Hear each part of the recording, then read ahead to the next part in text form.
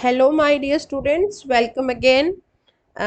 Your subject corporate accounting और हम जो टॉपिक कर रहे थे valuation of goodwill. Valuation of goodwill में हमारा टॉपिक जो कंटिन्यू था that is the methods of valuation of goodwill. Methods में हमने अभी तक 3 मेथड किए हैं, average profit method, weighted average profit method और super profit method. Super profit method का फॉर्मूला मैंने आपको प्रीवियस लेक्चर में बताया था कैसे आपने कैलकुलेट करना है। तो सुपर प्रॉफिट मेथड के प्रैक्टिकल क्वेश्चंस की हम प्रैक्टिस करते हैं। तो चलिए स्टार्ट करते हैं। इलस्ट्रेशन नंबर 6 से, जो कि आपके बुक में नंबर 6 पर है illustration, that is on super profit method. तो let's start. The balance sheet of X Limited discloses the following information as on 31st March 2009. Equity and liabilities: share capital 60,000, equity shares of 10 each fully paid up. Capital reserve, creditors are there, provision for tax and profit and loss account. ऐसे ही assets given है, goodwill, land and building, plant and machinery, stock, debtors, provision और cash. ठीक है, तो ये आपको balance sheet दी है। अब देखिए आपको क्वेश्चन में क्या करना है। Calculate the goodwill on the basis of 2 years purchase of average super profit on the basis of the following information. आपको गुडविल का वैल्यूएशन करना है। 2 years सुपर प्रॉफिट लेने हैं जो कि 2 years परचेज के बराबर गुडविल की वैल्यू होगी सुपर प्रॉफिट्स के। देन आपको क्या इंफॉर्मेशन दी है, the reasonable return on the average capital employed invested in the class of business done by the company is 12%। कि जिस टाइप का बिजनेस कर रही है कंपनी उस टाइप के बिजनेस में जो अर्निंग रेट है दैट इज 12%। रीजनेबल रिटर्न कितना है, 12%, जिसे हम कहते हैं normal rate of return. The rate of tax is 50% और टैक्स का रेट क्या है, 50%। And profits of the company before tax are 2,20,000 और कंपनी में जो प्रॉफिट है टैक्स से पहले वो कितने हैं, 2,20,000। तो प्रॉफिट्स आपको टैक्स से पहले दिए हैं और टैक्स का रेट भी आपको गिवन है। तो देखिए सॉल्यूशन में करते हैं। अब स्टेप 1 पे सबसे पहले हमें चाहिए calculation of capital employed. Capital employed कैसे है, कैपिटल एम्प्लॉयड का क्या फॉर्मूला है, fix asset plus current assets minus outside liabilities. तो अब आप देखिए आपको बैलेंस शीट में फिक्स एसेट्स कौन कौन सी दी हैं। एसेट में आइए, सबसे पहले आपको दी है गुडविल। यहाँ पर हम गुडविल को नहीं लेंगे, इसे इग्नोर करेंगे। उसका रीज़न ये है क्योंकि हम यहाँ पर गुडविल की वैल्यूएशन के लिए ही कैपिटल एम्प्लॉयड का कैलकुलेशन कर रहे हैं और ये मैंने आपको प्रीवियस लेक्चर में भी बताया था। इसीलिए कि अगर आपको एसेट बैलेंस शीट में एसेट साइड में गुडविल दी है और आपको गुडविल का कैलकुलेशन करना है, then we should not include goodwill in the total assets. हमें इसे फिक्स एसेट पे इंक्लूड नहीं करना। Okay, then leave it. Next is the land and building 3,50,000, plant and machinery 1,80,000, stock 2,30,000, debtors 1,96,000 और 6,000 का प्रोविजन है। तो हमारे पास कितने बचते हैं, 1,90,000 और कैश है 14,000 का। ठीक है, तो ये हमारी हो गई fix asset plus current asset. तो fix asset plus current asset हमने लिया, land and building, plant and machinery, stock and debtors and cash. उसके बाद minus outside liabilities. Outside liabilities हमें क्वेश्चन में क्या दी है, क्रेडिटर्स और प्रोविजन फॉर टैक्स। ठीक है, तो क्रेडिटर्स और प्रोविजन फॉर टैक्स ये हमारी आउटसाइड लायबिलिटीज है, इसको हम लेस कर देंगे। तो ये सारी एडजस्टमेंट और कैलकुलेशन करने के बाद कैपिटल एम्प्लॉयड हमारे पास आता है 7,12,000। क्लियर, तो ये हमारे पास आ गया कैपिटल एम्प्लॉयड। इसके बाद हमें चाहिए current year's profit after tax. Current year का प्रॉफिट टैक्स के बाद कितना है। करंट ईयर का प्रॉफिट हमें गिवन है क्वेश्चन में 2,20,000 और टैक्स का रेट बताया है 50%। तो 2,20,000 में अगर हमने 50% टैक्स दे दिया तो 1,10,000 का टैक्स पे किया, बाकी हमारे पास प्रॉफिट कितना बचता है, 1,10,000। तो ये हमारा आ गया current year's profit after tax. Then किस चीज़ का कैलकुलेशन करना है, ये हमने कैपिटल एम्प्लॉयड और करंट ईयर्स का प्रॉफिट क्यों हमने कैलकुलेट किया है, because to calculate the average capital employed. Average capital employed का फॉर्मूला क्या है, capital employed minus half of the current year's profit after tax. तो हमारे पास कैपिटल एम्प्लॉयड कितना है, 7,12,000 और ये हमारे पास आ गया करंट ईयर्स प्रॉफिट, इसको हाफ कर दीजिए। 1,10,000 का हाफ कितना होगा 55,000, तो 7,12,000 में से 55,000 अगर आप लेस करते हैं आपके पास एवरेज कैपिटल एम्प्लॉयड आता है 6,57,000। इसके बाद हमें चाहिए नॉर्मल प्रॉफिट। नॉर्मल प्रॉफिट का फॉर्मूला है average capital employed into normal rate divided by 100। Average capital employed we have already calculated 6,57,000, normal rate is 12% divided by 100, this is equal to 78,840। Then average या actual profit after tax, हमें as such देखिए average profit के लिए different years के profit नहीं दिए कि हमें जैसे लास्ट ईयर्स के प्रॉफिट दिए होते हैं, then we make the total of them then divided by the total number of years, लेकिन ऐसा नहीं है। तो यहाँ पर अब हम एवरेज या एक्चुअल प्रॉफिट किसको लेंगे, जो कि हमें गिवन है 2,20,000, but that is before tax, और टैक्स के बाद हमने लेने हैं 50% हमने टैक्स दे दिया, तो एक्चुअल प्रॉफिट आफ्टर टैक्स कितना आ जाएगा 1,10,000। तो स्टेप 2 की और स्टेप 5 की कैलकुलेशन सेम है। Then what we have to calculate, we have to calculate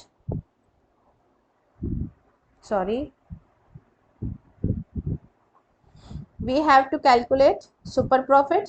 super profit कैसे आएगा,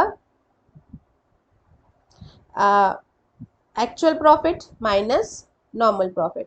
एक्चुअल प्रॉफिट कितना है 1,10,000, नॉर्मल प्रॉफिट कितना है 78,840, तो ये हमारे पास सुपर प्रॉफिट आ गया 31,160। And on the next step there is a calculation of goodwill. What is the formula of goodwill? Goodwill is equal to super profit into number of years purchase. Super profit what we have calculated 31,160 multiplied by 2, this is equal to 62,320. So this is the value of goodwill on the basis of super profit method. Next is illustration 7. The balance sheet of X Limited discloses the following information as on 31st March 2009. Equity and liabilities, share capital 10%, 10,000 preference shares of 10 each, 20,000 equity shares of 10 each fully paid up, reserve, debentures, creditors, provision for tax, goodwill is there again, fixed asset, investment, investment भी दी है आपको assets में, देख लीजिए, ठीक है। और investment के आगे ये जो परसेंटेज है this is the rate of return, कि इन्वेस्टमेंट के ऊपर रिटर्न कितना मिलता है, मतलब इनकम कितनी होती है। और इन्वेस्टमेंट कितने की दी है 40,000 की। Current assets, preliminary expenses, discount on debentures, then calculate the value of goodwill on the basis of 5 years purchase of average super profit on the basis of the following information. Current year's profit, आपको पहले तो बता दें कि 5 साल के super profit के जो है 5 इयर्स परचेज जो है वो सुपर प्रॉफिट होंगे, वो गुडविल की वैल्यू होगी। देन करंट ईयर का प्रॉफिट आपको क्या दिया है, after deducting interest on debentures and taxes is ₹62,000, कि करंट ईयर का प्रॉफिट कितना है 62,000, लेकिन कब है, इंटरेस्ट डिबेंचर्स के ऊपर जो इंटरेस्ट दिया गया है और जो टैक्स दिया गया है उसको डिडक्ट करने के बाद। The market value of the machinery included in the fix asset is ₹10,000 मोर। और यहाँ पर वैसे तो आपको फिक्स एसेट एज सच दी है तो 3,60,000, लेकिन उसमें आपको बताया है कि मशीनरी की वैल्यू जो फिक्स एसेट में मशीनरी है, मशीनरी भी होगी, तो उस मशीनरी की वैल्यू मार्केट वैल्यू जो है वो 10,000 ज़्यादा है, ठीक है। तो हम उसमें फिक्स एसेट जो 3,60,000 की है 10,000 हम ऐड कर देंगे, that will become 3,70,000। Expected rate of return is 10%। Expected rate of return means this is the normal rate of return and the rate of tax में बी एज्यूम 50%, और टैक्स का rate कितना एज्यूम करना है 50%। Tax देने के बाद और डिबेंचर्स के ऊपर इंटरेस्ट का पेमेंट करने के बाद हमारे पास प्रॉफिट है 62,000। तो चलिए देखते हैं इसका सॉल्यूशन। सॉल्यूशन में वही सबसे पहले हमें क्या चाहिए, capital employed. Super profit method के बेस पे करना है तो हमें सबसे पहले चाहिए कैपिटल एम्प्लॉयड। कैपिटल एम्प्लॉयड में क्या फॉर्मूला है, fix asset plus current assets minus outside liabilities. Fix asset में हमें 3,60,000 एज इट इज गिवन है, 10,000 वो जो मशीनरी की वैल्यू इंक्रीज हुई थी दैट इज 3,70,000। करंट एसेट्स भी हमें गिवन है 2 लाख। अब इसमें से हमें क्या करना है, आउटसाइड लायबिलिटीज को लेस करना है। आउटसाइड लायबिलिटीज क्या क्या है, debentures, creditors and provision for tax. तो ये हमने आउटसाइड लायबिलिटीज को लेस कर दिया, डिबेंचर्स को, प्रोविजन फॉर टैक्स को और क्रेडिटर्स को। तो ये हमारे पास कैपिटल एम्प्लॉयड आ गया 4 लाख। नेक्स्ट हमें क्या चाहिए, calculation of current year's profit after tax. Current year का प्रॉफिट लेना है। देखिए जब आपको करंट ईयर का प्रॉफिट बताया है क्वेश्चन में कि 62,000 है और ये डिबेंचर्स के इंटरेस्ट को देने के बाद और टैक्स को देने के बाद है, इसका मतलब जब हम अपना प्रॉफिट एंड लॉस अकाउंट बनाते हैं, प्रॉफिट एंड लॉस अकाउंट में हम सारी इनकम्स को इंक्लूड करते हैं, ठीक है। उस इनकम को इंक्लूड करके फिर हम अपने एक्सपेंसेस को लेस करते हैं। एक्सपेंसेस को लेस करने के बाद जो हमारा प्रॉफिट आता है, उस प्रॉफिट में से हम सारी पेमेंट कर देते हैं, डिबेंचर्स के ऊपर इंटरेस्ट का भी पेमेंट कर देते हैं, और उसके बाद जो प्रॉफिट बचता है उस प्रॉफिट में से एट लास्ट क्या करते हैं, टैक्स का पेमेंट करते हैं, ठीक है। तो वो सारी पेमेंट्स करने के बाद आपको ये प्रॉफिट का अमाउंट गिवन है। लेकिन जब हमें गुडविल का कैलकुलेशन करना है तो एक चीज़ मैंने आपको प्रीवियस लेक्चर में समझाई थी कि जब हम फिक्स एसेट्स लेते हैं, एसेट्स का कैलकुलेशन करते हैं, तो एक तो हमने फिक्स एसेट्स में गुडविल नहीं ली, ठीक है, और दूसरा हमने इन्वेस्टमेंट भी नहीं लेनी है। इन्वेस्टमेंट क्योंकि ये बिजनेस से बाहर की गई है, इसका गुडविल से कोई कनेक्शन नहीं है, तो एसेट्स में हमने इसलिए इन्वेस्टमेंट्स को भी इंक्लूड नहीं किया। तो एसेट्स में अगर इन्वेस्टमेंट को इंक्लूड नहीं किया तो प्रॉफिट्स में जो इन्वेस्टमेंट से हमें अर्न की गई इनकम है उसको भी हमें इंक्लूड नहीं करना, उसे हमें एक्सक्लूड करना है, मतलब माइनस करना है। तो अगर हमें प्रॉफिट्स सारी एडजस्टमेंट के बाद ये गिवन है तो इसका मतलब इस प्रॉफिट में श्योरली इन्वेस्टमेंट से हुई इनकम जो है वो भी एडेड थी, जो कि हमें नहीं करनी, वो हमें माइनस करनी है। अब वो माइनस करने के लिए अब वैसे आप देखिए कि कितना बनता है इंटरेस्ट, इन्वेस्टमेंट कितना है 40,000 और 5% उसका रेट ऑफ रिटर्न है तो कितना हुआ 2,000। तो 2,000 जो इनकम फ्रॉम इन्वेस्टमेंट है that should be deducted from the profits. लेकिन हम डायरेक्टली 62,000 में से वो 2,000 प्रॉफिट्स जो 2,000 रुपीज़ है इनकम फ्रॉम इन्वेस्टमेंट, उसको हम डायरेक्टली यहाँ लेस नहीं कर सकते। क्यों? क्योंकि ये सारी एडजस्टमेंट के बाद हमें दिया है। तो हमें क्या करना है, हमें अपना एक्चुअल प्रॉफिट पे आना है, मतलब जो टैक्स से पहले था, ठीक है, जो टैक्स से पहले प्रॉफिट था उस प्रॉफिट पर आना है। उस प्रॉफिट पे आने के लिए हमें क्या करना पड़ेगा, करंट ईयर का प्रॉफिट कितना है 62,000 और उसका टैक्स दिया हुआ है, टैक्स का रेट कितना था 50%। अगर 50% टैक्स दिया होगा तो 50% प्रॉफिट बचा होगा, ठीक है। तो अगर 62,000 रुपीज़ प्रॉफिट बचा है तो उसका जो 50% टैक्स दिया होगा वो कितना होगा 62,000। बहुत सिंपल है समझना, मतलब 50-50% हो गया ना, दो 50% हो गए। तो टोटल प्रॉफिट हमारा कितना हुआ होगा 1,24,000 का। Current year profit before tax यानी कि टैक्स देने से पहले हमारा प्रॉफिट कितना था 1,24,000 का। अब इस प्रॉफिट में से हमें इनकम फ्रॉम इन्वेस्टमेंट को लेस करना है। इनकम फ्रॉम इन्वेस्टमेंट 5% है, 40,000 पे 5% कितना है 2,000। तो 1,24,000 में से 2,000 हमने माइनस किए तो हमारे पास आ गया एक्चुअल प्रॉफिट बिफोर टैक्स 1,22,000। तो टैक्स देने से पहले हमारा एक्चुअल प्रॉफिट जिसमें से हमने इनकम फ्रॉम इन्वेस्टमेंट को भी लेस कर दिया था वो कितना था 1,22,000। लेकिन अभी हमें टैक्स देना है, टैक्स दे दें अगर हम 50% हमने टैक्स दे दिया तो 1,22,000 का 50% कितना हुआ 61,000। तो 61,000 हमने टैक्स दे दिया तो करंट ईयर्स का प्रॉफिट आफ्टर टैक्स हमारे पास कितना आ गया 61,000, जो कि एडजस्टमेंट के बाद आया है। और हमने क्या एडजस्टमेंट की है कि प्रॉफिट्स में से हमने इनकम फ्रॉम इन्वेस्टमेंट को लेस किया है। तो हमें पहले ओरिजिनल प्रॉफिट पे आना पड़ेगा, ओरिजिनल के लिए हमने 50% ऐड कर दिया था, फिर उसमें से हमने 2,000 इनकम फ्रॉम इन्वेस्टमेंट को लेस किया, फिर हमारे पास एक्चुअल प्रॉफिट आ गया बिफोर टैक्स, फिर हमने टैक्स का पेमेंट कर दिया 50%। तो अब हमारे पास आ गया current year's profit after tax 61,000। आई होप ये पॉइंट आपको समझ आया होगा। Next is the step 3, calculation of average capital employed. Average capital employed का क्या फॉर्मूला है? Capital employed minus half of the current year's profit after tax. तो capital employed हमने ऑलरेडी कैलकुलेट कर लिया है 4 लाख, और करंट ईयर का प्रॉफिट कितना आया है 61,000, इसका हाफ कर देना है।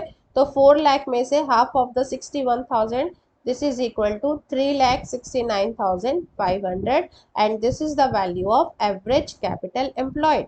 And why we need average capital employed? हमें कैपिटल एवरेज कैपिटल एम्प्लॉयड क्यों चाहिए? in order to calculate the normal profit. And what is the formula of normal profit? average capital employed into rate divided by 100. तो average capital employed कितना आ गया 3,69,500, rate already given है 10%, then divided by 100। तो हमारे पास normal profit कितना आ गया 36,950। एक कंपनी जिस टाइप का वो बिजनेस कर रहे हैं उस टाइप के बिजनेस में नॉर्मली कितना रिटर्न मिलता है 36,950।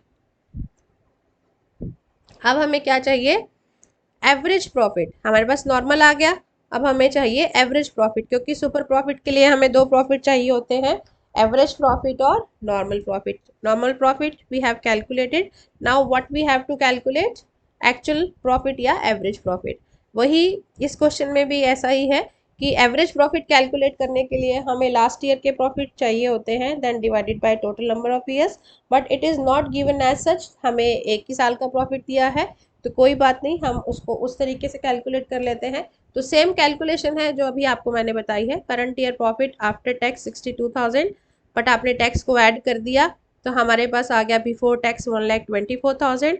इनकम फ्रॉम इन्वेस्टमेंट 5%, हमने यहाँ पे 2,000 रुपीज़ माइनस कर दिया, तो एक्चुअल प्रॉफिट बिफोर टैक्स आ गया 1,22,000। अगेन टैक्स हमने दे दिया एट द रेट 50%, 61,000, तो एक्चुअल प्रॉफिट आफ्टर टैक्स कितना आ गया 61,000।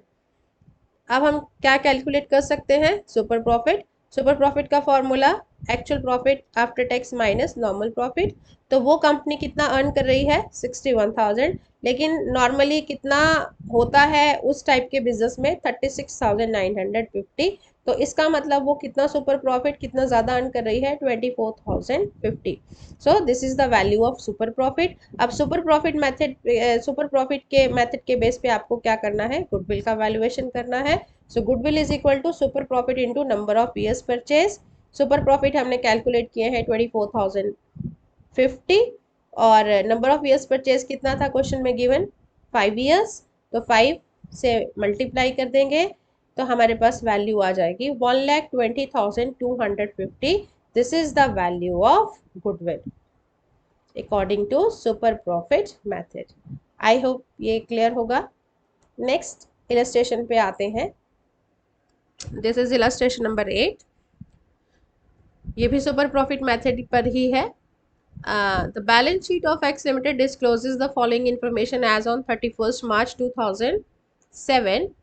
10%, 8,000 preference shares of 10 each, 4,000 equity shares of 10 each fully paid up. Reserves are given. Profit and loss account. आपको balance on 1 अप्रैल 2006 दिया है 67,500, और प्रॉफिट फॉर 2006 एंड 7, मतलब उस साल में कितना अर्न किया होगा प्री टैक्स, टैक्स से पहले है कितना 2,60,000। देन डेप्रिसिएशन फंड लगाया है प्लांट एंड मशीनरी पे, building, investment and creditors. Assets है plant and machinery, building at cost, furniture. 10% government bonds 3 lakh. तो गवर्नमेंट बॉन्ड्स क्या है? This is investment, outside investment है।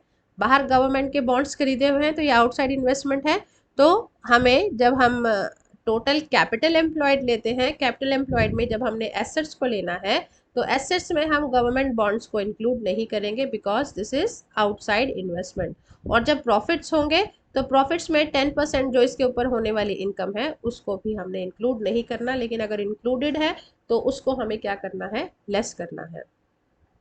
देन डेटर्स, डेटर्स के ऊपर प्रोविजन है cash at bank and preliminary expenses. Preliminary expenses को भी नहीं लेना क्यों नहीं लेना?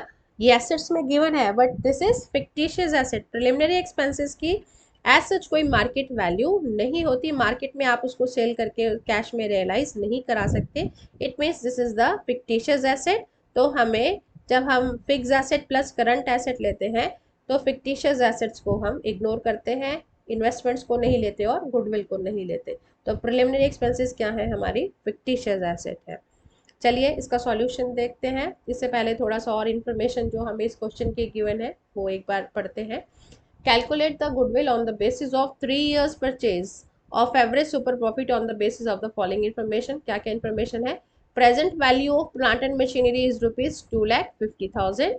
Normal rate of return is 8%. Profit for the past 3 years have shown an increase of ₹50,000 annually. ठीक है, तो आपको प्लांट एंड मशीनरी की वैल्यू 2,50,000 दी है, यानी कि जब आपने कैपिटल एम्प्लॉयड में fix asset plus current asset लेना है तो आपने मशीनरी की वैल्यू कितनी लेनी है? 2,50,000। वो नहीं लेनी जो कि आपको बैलेंस शीट में गिवन है। नॉर्मल रेट दिया है 8%। Profits for the past 3 years have shown increase of 50,000 annually. और जो पिछले 3 सालों के प्रॉफिट हैं उसमें हर साल कितना इंक्रीज होता है? 50,000 का। ठीक है, तो अगर आपको पहले साल का दिया है तो आप अगले 2 सालों का निकाल सकते हैं, या आपको मान लीजिए तीसरे साल का दिया है तो आप पिछले 2 सालों का -50,000 करके कैलकुलेट कर सकते हैं। कैसे होगा देखिए, अभी हम करेंगे क्वेश्चन में। तो सबसे पहले वही स्टेप 1 में what we have to calculate capital employed. Capital employed का फॉर्मूला है fix asset plus current assets minus outside liabilities. तो फिक्स एसेट्स हमारे पास क्या है? Plant and machinery. लेकिन प्लांट एंड मशीनरी की वैल्यू हमें इंफॉर्मेशन में गिवन है, एडिशनल इन्फॉर्मेशन में तो हमें वो लेनी है। बिल्डिंग ले लेंगे 2,25,000 का। फर्नीचर गवर्नमेंट बॉन्ड्स को नहीं लेंगे। क्यों नहीं लेंगे? क्योंकि आउटसाइड इन्वेस्टमेंट है। डेटर्स को लेंगे, डेटर्स का प्रोविजन लेस करने के बाद 1,17,500। और कैश एट बैंक लेंगे 1,20,000। Preliminary expenses should not be taken because it is fictitious asset. तो देखिए फिक्स एसेट में क्या क्या लिया है? प्लांट एंड मशीनरी वैल्यू जो कि 2,50,000 गिवन है एडिशनल इन्फॉर्मेशन में। बिल्डिंग 2,25,000 की है, लेकिन देखिए बिल्डिंग अगर 2,25,000 की है तो डेप्रिसिएशन भी लगा है इसका यहाँ पर 25,000। तो बिल्डिंग में से हमने डेप्रिसिएशन भी माइनस कर देना है। ठीक है, तो 2,25,000 में से 25,000 हमने ये डेप्रिसिएशन माइनस किया तो एक्चुअल में बिल्डिंग की वैल्यू है 2 lakh. Furniture is 10,000। Debtors 1,17,500। Cash हमारे पास करंट एसेट है 1,20,000 minus outside liabilities. Outside liabilities में हमारे पास क्या दिया है? ओनली क्रेडिटर्स आते हैं, सिर्फ क्रेडिटर्स गिवन है आउटसाइड लायबिलिटी में। तो क्रेडिटर्स माइनस करेंगे तो माइनस आउटसाइड लायबिलिटीज क्रेडिटर्स। तो ये सारी एडजस्टमेंट के बाद हमारे पास कैपिटल एम्प्लॉयड आएगा 6,57,500। क्लियर? नेक्स्ट स्टेप 2 में हमें क्या करना है? करंट ईयर का प्रॉफिट लेना है आफ्टर टैक्स। करंट ईयर का प्रॉफिट कितना दिया है हमें? क्वेश्चन में गिवन है प्रॉफिट फॉर 2006 एंड 7। ये आपको 31 मार्च 2007 की बैलेंस शीट दी है। तो इसका मतलब ये ईयर कौन सा होगा? 1 अप्रैल 2006 टू 31 मार्च 2007। तो उस साल में कितना प्रॉफिट अर्न किया है? 2,60,000। But this is pre tax, मतलब टैक्स से पहले है। और टैक्स का रेट कितना दिया है? 60%। तो current year's profit before tax 2,60,000। अब ये पहले ही दिया है, इसमें से हम सीधा इनकम फ्रॉम इन्वेस्टमेंट को लेस कर देंगे। इनकम फ्रॉम इन्वेस्टमेंट कितनी है? 3 लाख है। गवर्नमेंट बॉन्ड्स 10%, तो 3 लाख का 10% कितना हो गया? 30,000। तो इस प्रॉफिट, ये जो प्रॉफिट है इस प्रॉफिट में से हमने इनकम फ्रॉम इन्वेस्टमेंट को माइनस किया, हमारे पास आ गया 2,30,000। अब 2,30,000 में से 60% टैक्स दे देना है। जब 2,30,000 में से 60% हम टैक्स का पेमेंट कर देंगे 1,38,000, तो हमारे पास करंट ईयर का प्रॉफिट आफ्टर टैक्स कितना आ जाएगा? 92,000। क्लियर? नेक्स्ट हमें क्या कैलकुलेट करना है? Average capital employed. हमने कैपिटल एम्प्लॉयड और करंट ईयर का प्रॉफिट क्यों कैलकुलेट किया है? Because what we have to calculate average capital employed, and what is the formula of average capital employed? Capital employed minus half of the current year's profit after tax. तो capital employed कितना है? 6,57,500 और current year का profit है 92,000, इसका हमने half कर दिया तो हमारे पास एवरेज कैपिटल एम्प्लॉयड कितना आया है? 6,11,500। और एवरेज कैपिटल एम्प्लॉयड हमने क्यों कैलकुलेट किया है? In order to calculate normal profit. Normal profit का फॉर्मूला है average capital employed into rate divided by 100। Rate is already given, normal rate of return is 8%, तो 8% आपको दिया है। एवरेज कैपिटल एम्प्लॉयड है 6,11,500 इंटू 8 डिवाइड बाय 100, तो normal profit कितना आ गया?